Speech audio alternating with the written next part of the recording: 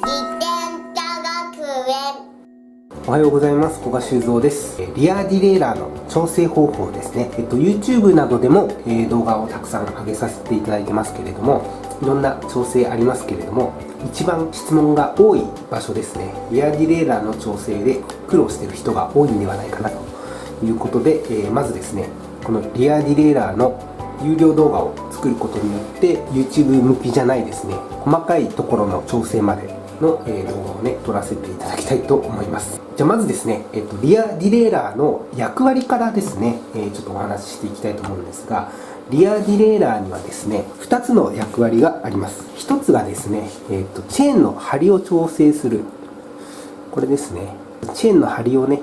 保つ役割。後ろのね、ここのプーリーと呼ばれる部分ですけども、ここをテンションプーリーと呼びますね。このテンションプーリーが、チェーンを常にピンと張る状態を保っています。もう一つがですね、スプロケットのどこのギアにチェーンをかけていくかの変速の役割をしています。主に、リアディレイラーの調整というと、もうここの変速調整ですね。リアディレイラーの後ろにはいろんなねボルトがありますので、ここのですね、役割調整の仕方の、動画を撮っていきたいと思います。まず調整をする前に必ずやっておきたいのは、リアホイールがきちんとですねフレームに対してまっすぐに入っているか、ここが一番重要なんですね。でそれはなぜかというと、リアホイールにスプロケットがついてます。スプロケットが例えばこう右に曲がってたり左に曲がってたりすると、変速調整がうまくいかないんですね。リアホイールがまず、フレームに対してど真ん中に入っているか、ここを必ず確認してから作業を行うことになります。フレームのですね、ど真ん中に、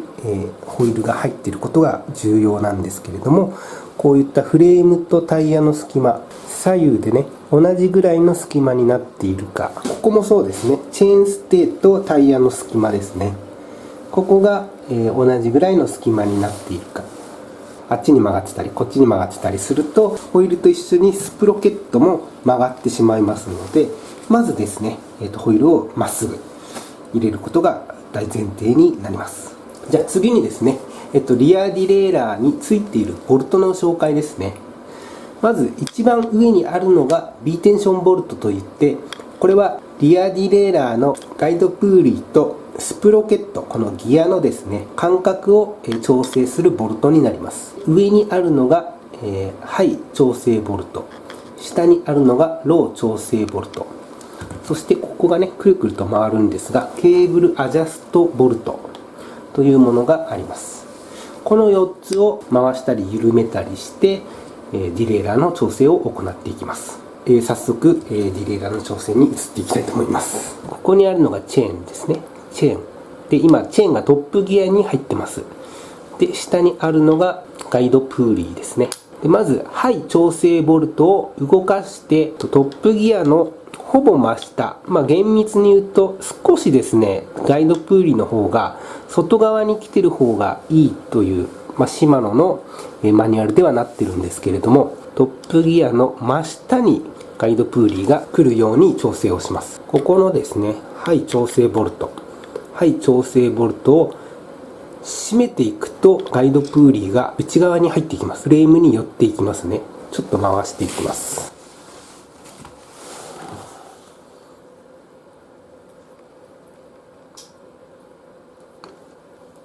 かなり内側に入りましたね、今ね。これだと、ダメですね。トップギアの真下にプーリーが来てませんので、この場合は、ボルトを緩めていきます。で、緩めていくと、どんどんとフレームに対してね、外側にプーリーが動いていきます。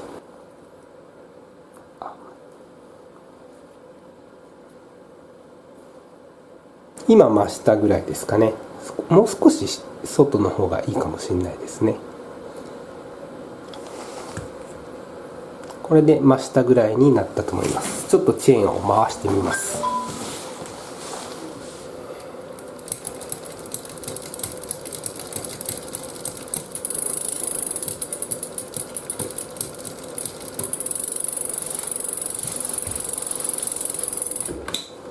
回すとですね、少しカリカリと音が鳴ってますので、噛み合わせが悪いんですね。音が鳴るというのは、どこかでチェーンがね、うまく噛み合ってない。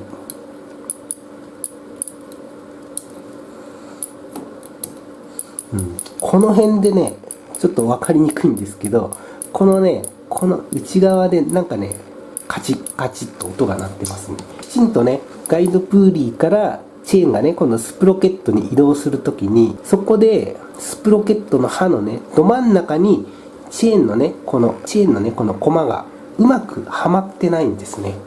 ちょっと真後ろからアップでね、撮ってみます。ここでカチッて言いますね。ここでちょっと振動を感じるので、そうするとチェーンのプレートの内側もしくは外側、どっちかにギアの刃のね、どこかに乗っかってしまって、そこからガクッとずれてるっていうことですね。ここでも音が鳴る。音が鳴りますので、プーリーがね、うまくこのスプロケットにね、チェーンを誘導してないんですね。ディレイラーが外に行き過ぎてるんじゃないかなと思います。少し内側にね、少しね、この、はい調整ボルトを締めてみますね。内側に寄せます。少し回しましたので、もう一回回してみますね。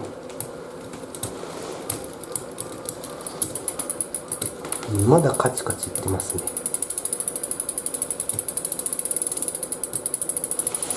反対ですね。中に入りすぎてるので、今度は外側にやってみます。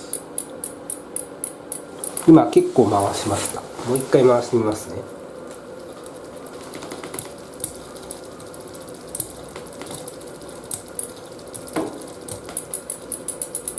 たまになりますね。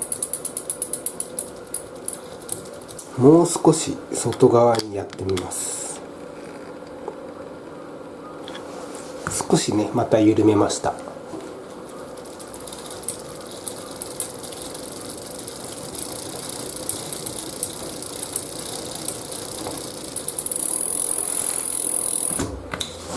はい、先ほどのね、干渉音もなくなりましたね。チェーンとか刃からですね、なんかカチッカチッカチッカチッとか音が鳴ってると、必ずここの誘導がね、良くない、トップ調整ボルトが合ってないっていうことになりますので、音でね、判断するっていうのもいいと思います。スムーズにね、ガイドプーリーからスプロケットにチェーンが移動しているときには、音はね、ほとんどしませんのでね、まずここの調整ですね。じゃあ次ですね、ロー調整ボルトを合わせていきたいと思います。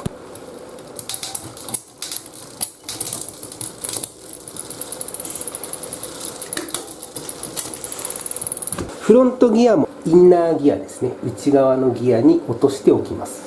この時も、ローギアのですね、真下にガイドプーリーが来てることを確認しますね。シフターもね、ローギア1段にしてるんですけれども、この状態でチェーンステイの下でワイヤーを引っ張ってみて、ディレイラーが動かないか、ここをね、確認した方がいいですね。もしディレイラーが動くようでしたらば、ロー調整ボルトを締めてガイドプーリーの位置を合わせます。ちょっと緩めてみますね。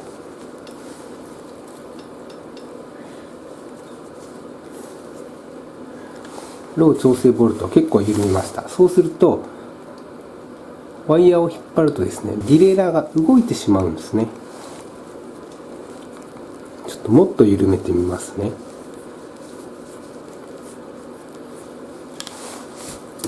緩めるとワイヤーを引っ張るとこうディレイラーが動いちゃうんですね。引っ張った状態でロー調整ボルトを合わせます。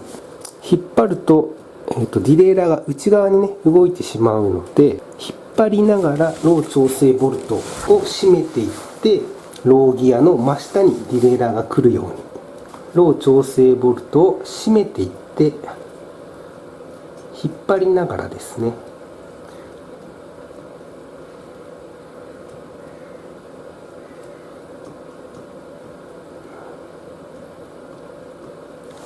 ローギアとガイドプーリーが一直線にほぼ なりましたので、この状態でね、またチェーンの音を聞いてみたいと思います。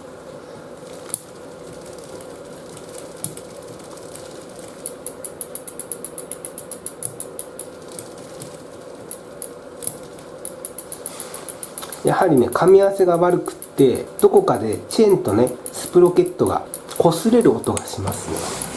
ちょっとね、ここの隙間を見ていただきたいんですけど、回しますね。ほら、ここでチェーンがカチンと上に上がりますね。ここでね、これはガイドプーリーがうまくねスプロケットに、チェーンを持っていってあげてないですね。ほら、チェーンの外側のプレートとスプロケットが干渉してますので、チェーンがスプロケットよりも向こう側に行き過ぎちゃってるんですね。向こう側に行き過ぎちゃってる。なのでもう少し手前側に寄せますね。ロー調整ボルトを締めていくと外側に行きます。緩めると内側に行きます。トップと逆ですね。ロー調整ボルトを締めていきますね。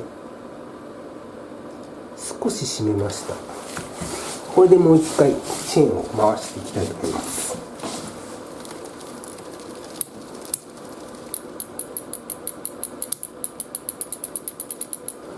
またカチンとなりますね。もう少し締めていきますね。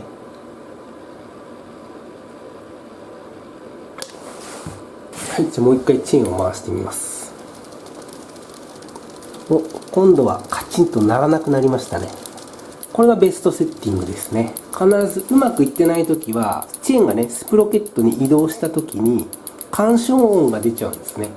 なのでこの干渉音が出てないところがベストセッティングになりますね。じゃあ次にですね、この B テンションボルトですね。B テンションボルトをちょっと回していきたいと思います。B テンションボルトはディレイラーのこの角度を調整するボルトになります。これを緩めていくとディレイラーは後ろにねこう少しスイングしていきます。締めていくとどんどんこう下に下がっていきますね。思いっきり締めたり緩めたりしてみたいと思います。今かなり緩くなっているので締めていきますね。ディレイラーの角度が変わっていくのが分かればいいと思うんですけど、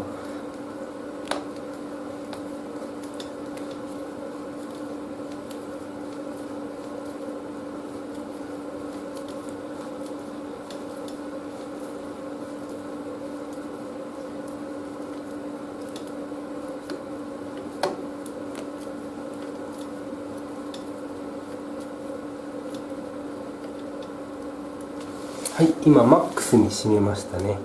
ディレイラーがね結構こうなったと思います。今度緩めていきますね。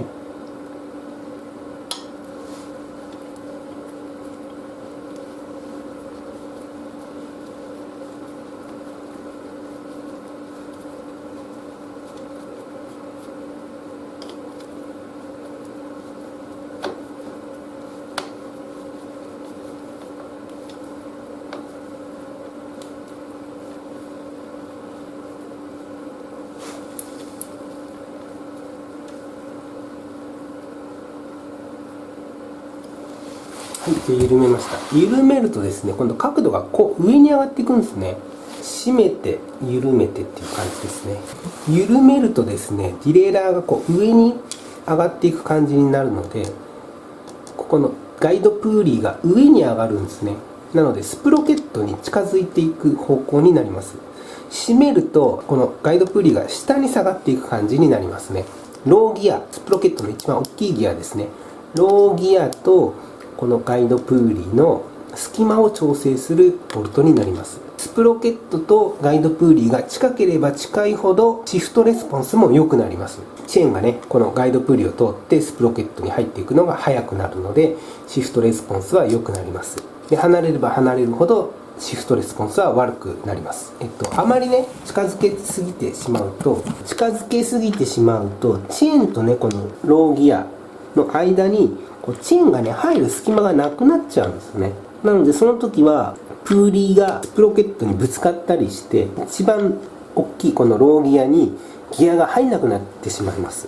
なので近づけすぎも良くないんですね。微妙な難しいところなんですけど、きちんとねチェーンが入る隙間があってなおかつ一番近いところに持っていく、これが B テンションボルトですね。今 B テンションボルトをマックスにね緩めたんですね。かなりねボルトが出てますけど、緩めすぎるとこれ取れてしまうので取れないぐらいに緩めてそれでもまだチェーンとねガイドプーリーの隙間が十分にありますので、これは一番緩める方向でいいと思います。はい、ということでトップ調整ボルト、ロー調整ボルトでビーテンションボルトの調整もできました。じゃあ最後ですね、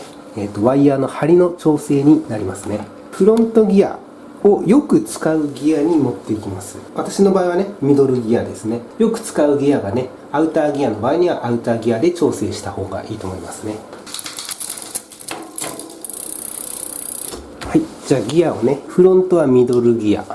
スプロケット側はトップギアに持ってきました。調整するのはここのねアジャストボルトになりますね。ディレイラーっていうのはシフター側でねワイヤーを引っ張って、でディレイラーがどこの位置に来るかっていうのを、調整するんですけれども、シフターをね使わなくてもこのワイヤーを引っ張ればこう変速ってするんですね。こうね引っ張ると変速します。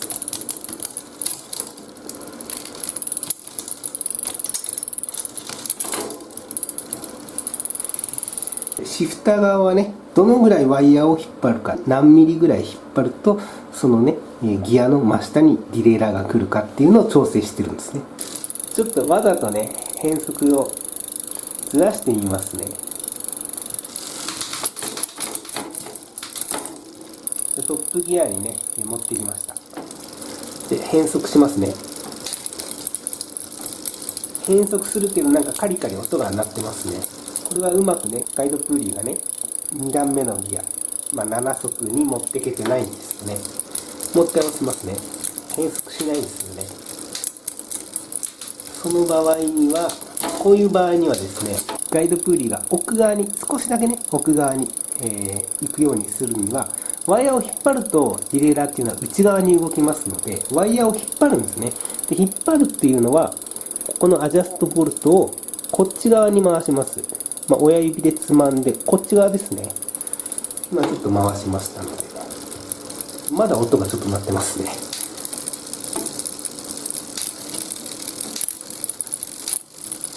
大体合っちゃったね。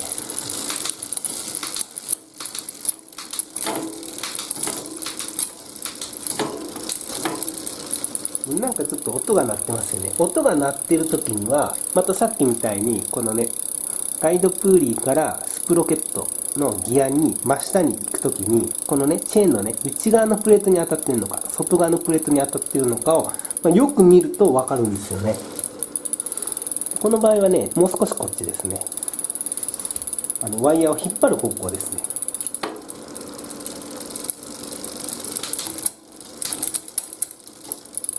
ちょっとシフトダウンね7速に入りにくいんで、もう少しこっちですね。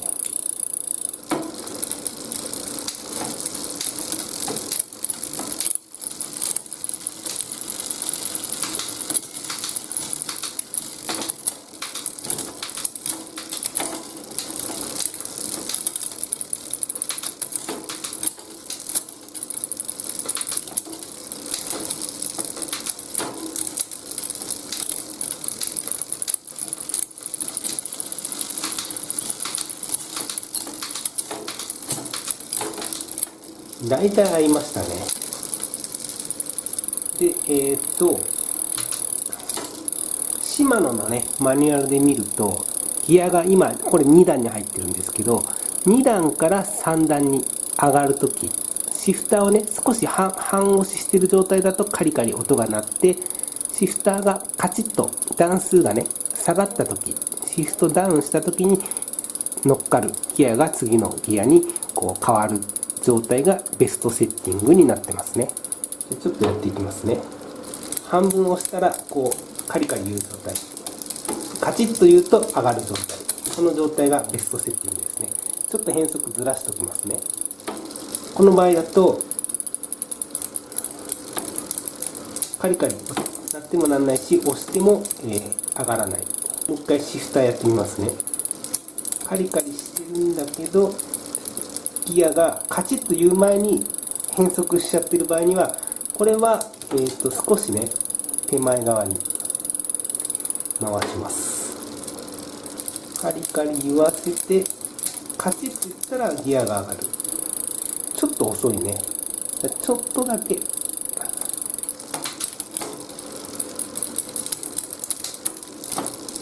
こういう状態ですね。シフト操作をしてね、変速をしてみて、ギアがね、こっちの大きいギアに行きにくい時はこっち側に回します。向こうにもっとチェーンをスムーズに行きたい時には親指で掴んで親指を向こう側で、こっちのねシフトアップ、こうスプロケットのこっちに行きにくくなっている時には親指でつまんでこっち側ですね、この手前側に回していく、そういう覚え方でいいと思います。じゃあ最後ですね、ちょっとイレギュラーなケースをご紹介していきたいと思います。例えばこういうディレイラーで、7速のスプロケットを使いたいっていう場合、7速ももちろん使えます。使えるんですけども、このディレイラーにも規格があって、このディレイラーはですね、一番大きいローギアは 34T まで使えます。例えば7速のスプロケットで使うときに、ボスフリースプロケットでね、で一番大きいギアが 34T がついてる。でこのディレイラーも 34T まで OK だから、このディレイラー使えるでなりがちなんですけども、奥側にねスイングしていくんですけど、これがね8速用だったとして、8速に行った時に斜め下に動